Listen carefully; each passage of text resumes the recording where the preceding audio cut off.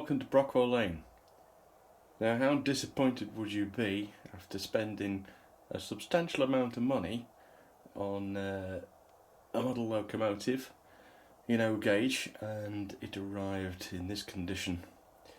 Well, I'm glad to say that wasn't me. I actually knew what I was buying, but this is a return, a customer return for obvious reasons, back to Hatton's, and Hatton's are selling off quite a few different versions of their A3 and A4, which are exclusive to them, made by Heljan.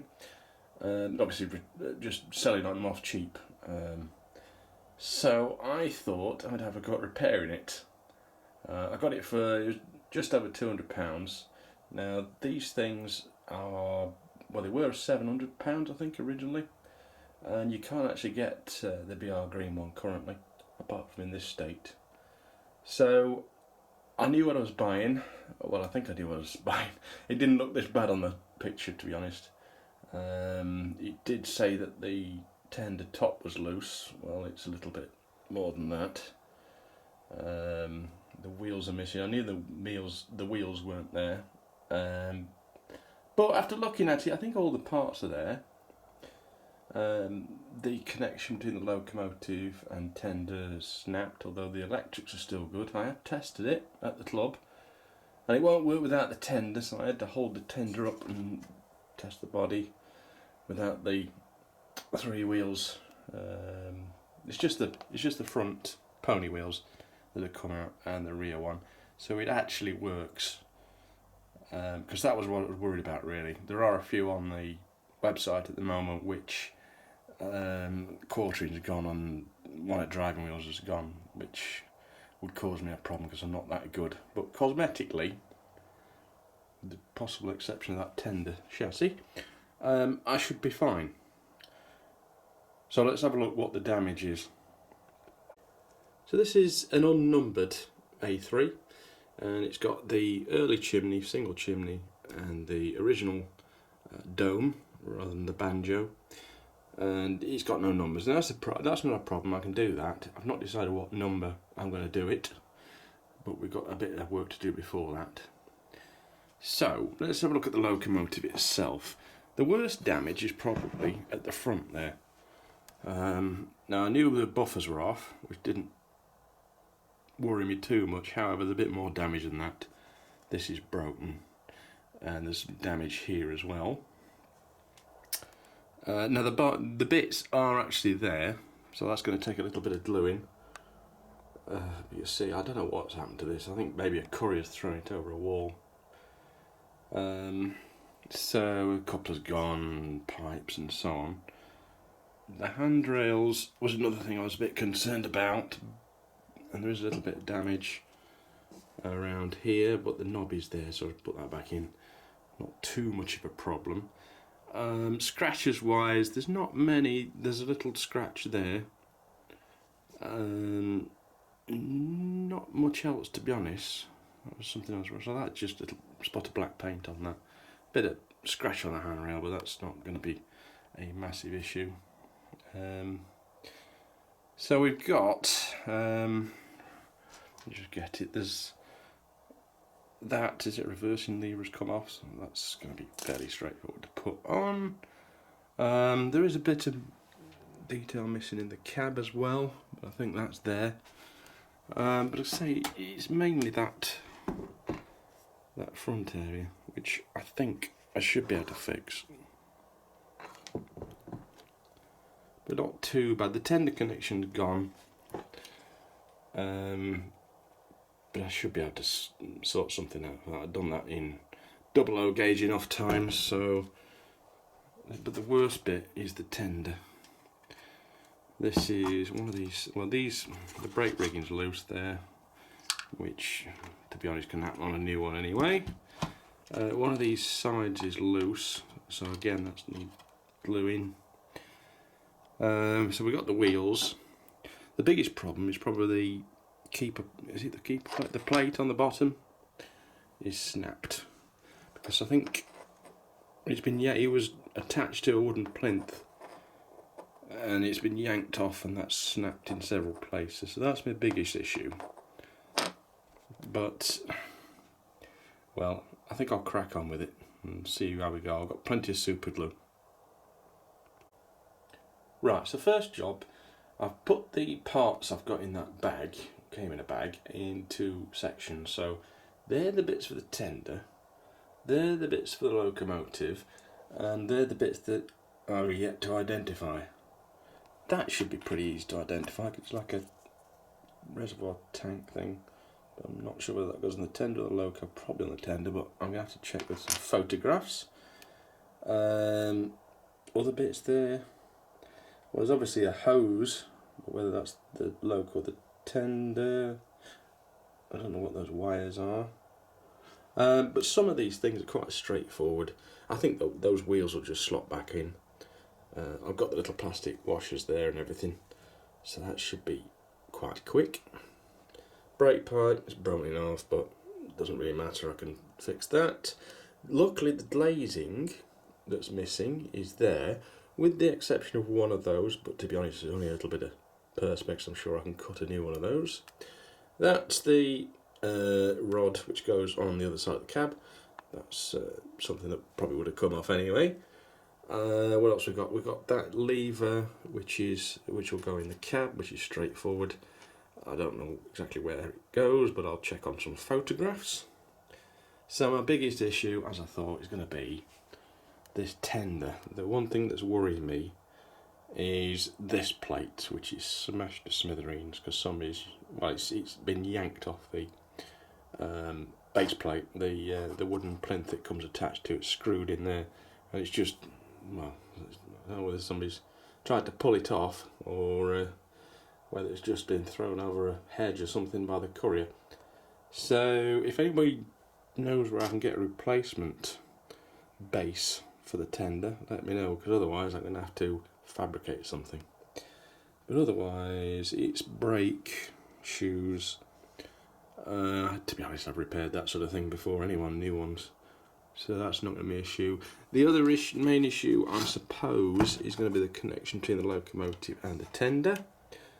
But again, I will sort something. Don't know how yet, but I will sort it. Easy fix to begin with, that little plate which goes there. There's a spotted glue on that, and that's sorted. Little plate on the front. Luckily, one's got a little indentation for a pipe on the front there. So I know that's the right hand side.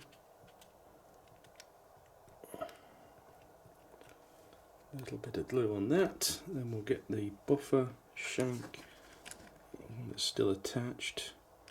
Bit of super glue behind that. We'll get that fixed. Okay, so that's corner one fixed, and in the process of identifying one of these bits which I didn't know what it was, I still don't know what it was, but it just, in fact you can't even see on this shot, that little pipe thing goes there, so I imagine it's going to go on that side as well. So that's one unidentified part now identified. So this really has been through the wars. That will fit just on the bottom there. So what I'm using is this liquid poly, but it's very strong stuff. EMA Model Supplies Plastic Weld it's called. There's the address on there. It's good strong stuff. It does melt the plastic though, so I mean I'm going to have to repaint this buffer beam just because it makes the paint run off the plastic and things. So another bit first, that will fit quite nicely there. With some glue and a bit of weathering you won't see the gap. But, I've got some super glue which I'm using here as well, which is a brush on sort. I just fixed that in place, tacked it with super glue, and then I'll brush over the top. Oops, I'm getting it in frame. Just over the joints, it'll to run in the joints and set it quite solid. So that tiny little pipe, I don't know what that is. Is a handrail or what it is, but that's glued back in place. Now you can see it does take the paint off because it's that strong, this glue, but as it's only black and red, I can repaint that, no problem. I wouldn't use it on the green though. And it leaves a bit of a shine there, so I'll sort that out later. One other problem is I've just noticed this other buffer has had a bash and is slightly misshapen, so I'm going to have to get a hammer on that and try and straighten that up before I put that on. If in doubt, bash it with a hammer. So I'll straighten that out. It's not completely perfectly straight, but it's much better. You take some paint off, but again, I'll touch that up with black later on. And there's a tiny little bit missing at the bottom there, but you're not going to notice once that's on.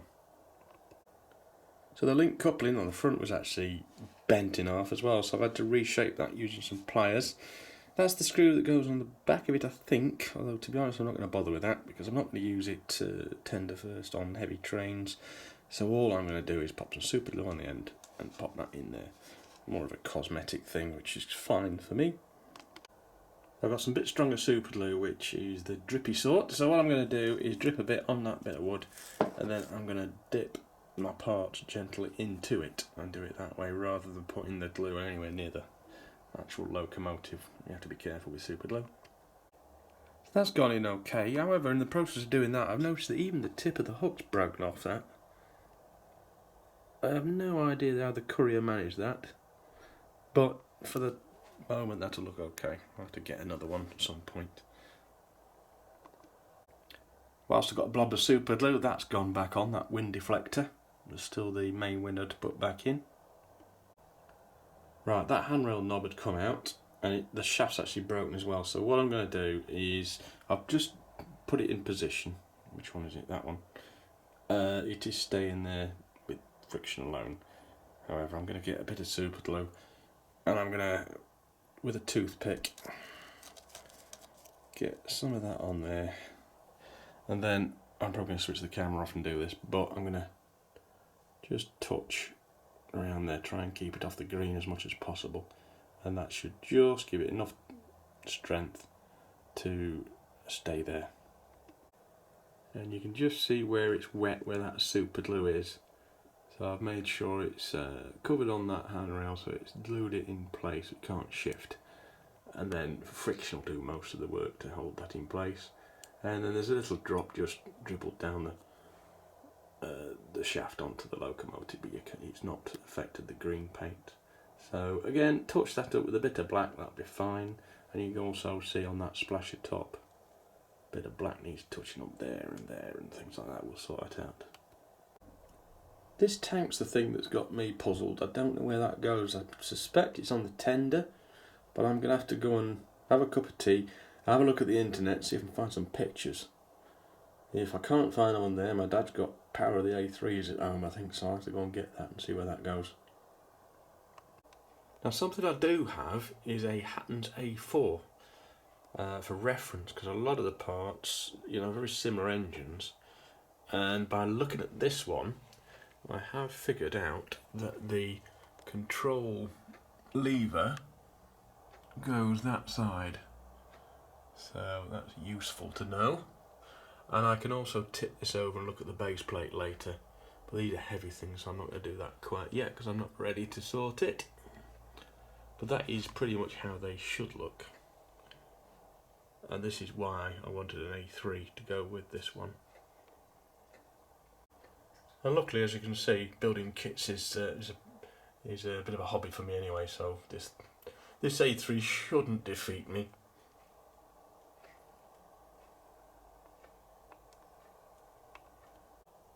Right, so I put the wheels back on and they were really easy. They were just slot in basically, just push fit, and they're fine. What else? I put that pipe on there, that was easy as well. Unidentified pile, discovered that those two are the rear handrails. That side's got the knobs on, which is not a problem. The other side hasn't got the knobs on, but I have got some inner box somewhere, so that's another job. This side, which was loose, has been stuck down with a plastic weld, and that's just setting, but that's good to go. I've also discovered that this is an easier fix than I thought it was going to be. because all it needs is these brake hangers, and there's some great big holes locating lugs, so basically it's just gluing them back in or even push fitting, but that should be straightforward as well.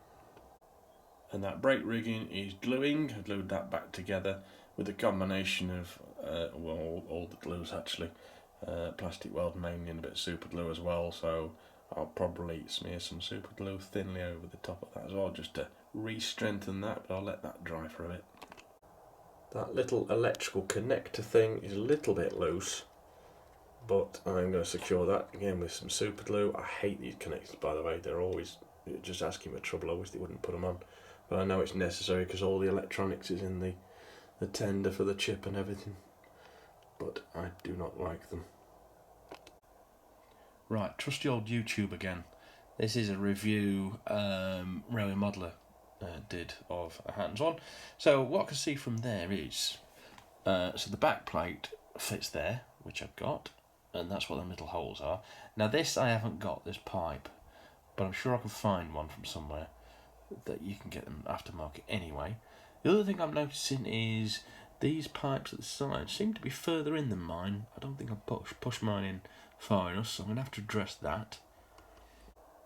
Now another thing I've noticed on this video is these pipes on the tender, which I don't think I've got, or maybe that explains what some of those pipes are that I couldn't identify. So I might have to scratch build them, or hopefully I've got them to fix back on.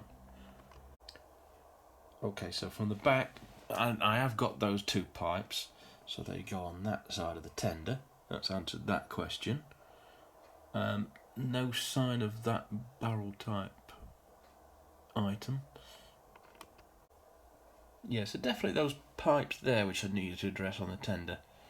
But hopefully the locomotive will look something like that one when it's done. I've gently tipped my A4 on its side so I can have a look at what the drawbar and that tender plate should look like. So I've got a bit of a reference there. So that's going to be useful. Two pipes in the picture, which are on the tender top, so I've got those. I have just fixed the back plate on the protector plate that just in the middle of the buffer beam there for the 3-link coupling to stop it swinging back underneath. The pipe is there actually, I thought it wasn't, but it is actually there, so that's not a problem. Side linkage now glued on. Also identified another little pipe which turned out to be a sand blower pipe. Just been looking at a photo of Flying Scotsman's cab, and that detail just goes on the left hand side there, so that's gluing.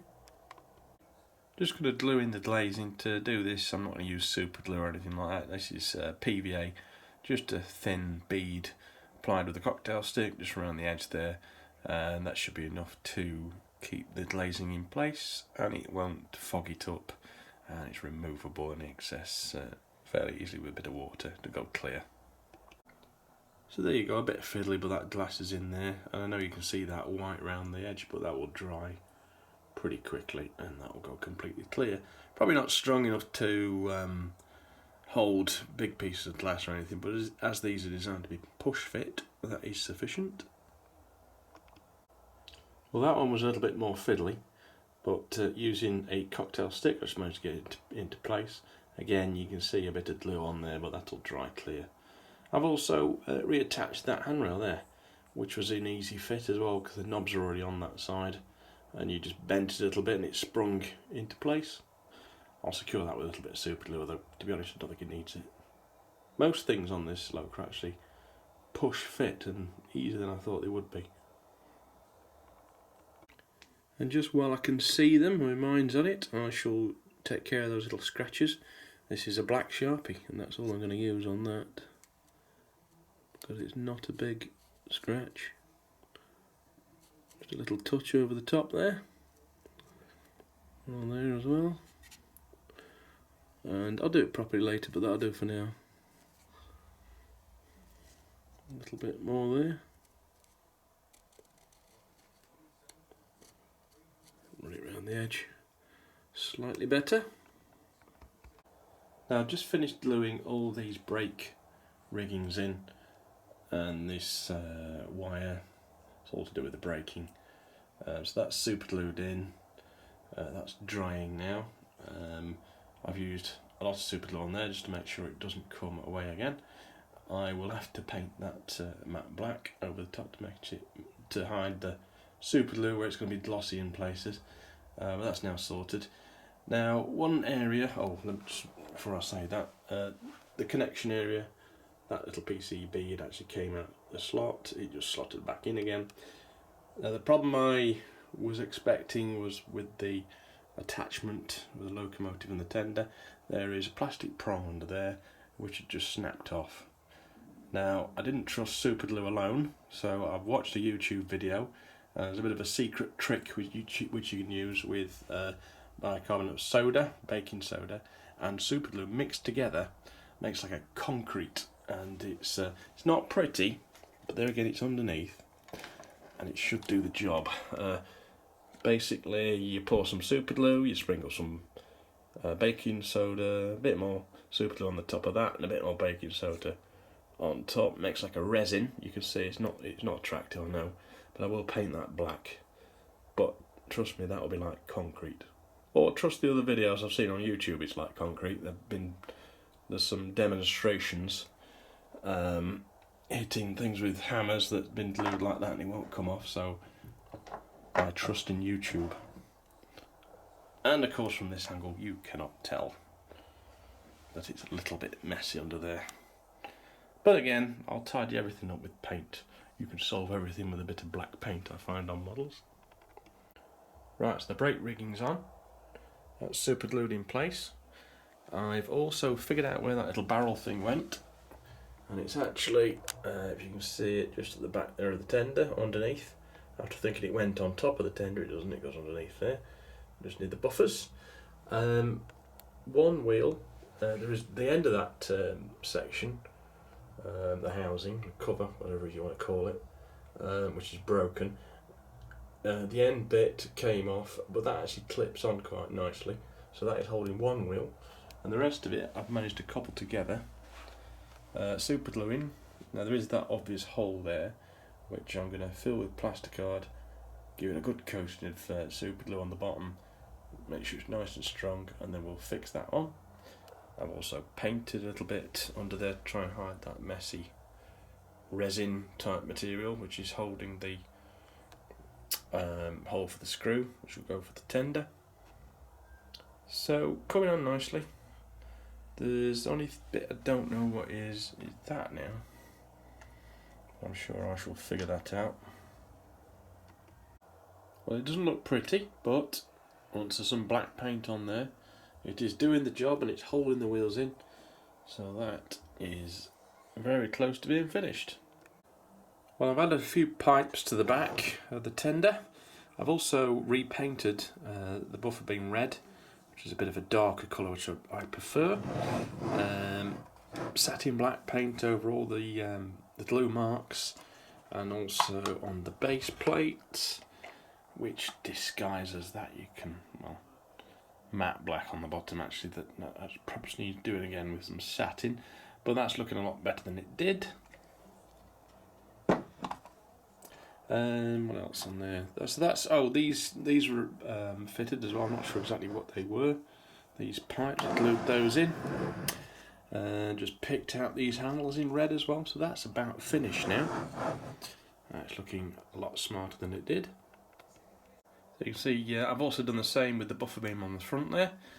Touched up the buffers and this area in some nice satin black as well. And in the cab I've added out of plasticard this fall plate, I think it is, that stops the driver falling between the locomotive and the tender. Now that should actually come in the model from Heljan, but it didn't, it was missing, so I just made that out of plasticard, painted it black, and it'll do. Also on that side you can see I found some handrail knobs, and I've fitted those on with the new, with the original wire. They're actually larger than Heljan have used, but it's not too noticeable once they're painted green. When it came to choosing a name and a number for this one, it was a little bit difficult because trying to find a picture that matched the round dome it had.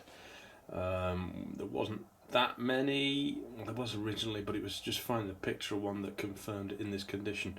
There was a couple, but I couldn't get the nameplates for it because it's a little bit more difficult to get nameplates I've found in O gauge than it is in 00.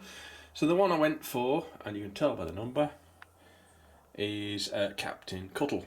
And I got those rather nice nameplates from Fox. And there's also those works plates, and for the front numbers from Fox as well, I've got these in the form of transfers, so I can fit those on the front. The numbers on the side are from HMRS, and they are press fit ones. You just cut those out, press them onto the body side, and then wet the back side and peel the carrier film off. And there she is at last, finished. 60091 Captain Cuttle in early 1950s condition before it received a double chimney and smoke deflectors of the German variety, and with an early crest on the tender. And I've given her a little bit of a polish up with some guitar polish, which is a little trick I've discovered.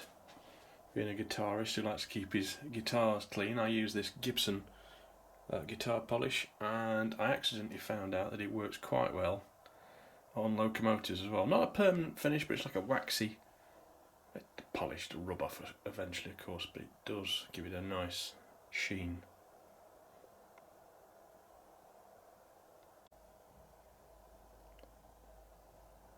So it's not a perfect model. There are issues with these Heljan A3s, I think we all know about, but I am very happy with the result. And if I wanted the same thing a few years ago, a brass kit, I had to pay a hell of a lot more to get something, and I certainly couldn't build it to this standard. So with even with little errors and mistakes here and there which Heljan have made, I'm still very happy with it. Now this is going to sit mostly on a shelf. I don't think I'm going to run it too much, but even so, I'm very happy with it. So I'm sorry if this video has been a bit of a long one, but I hope you enjoyed it. I'll see you next time on Brockwell Lane, where I'll show you a bit more of my layout. Well, I'll show a little glimpse there, more of diesel depot coming on, but I'll show you more of that next time. So thank you very much for watching, subscribe, like, and I'll see you next time on Brockwell Lane. Bye bye for now.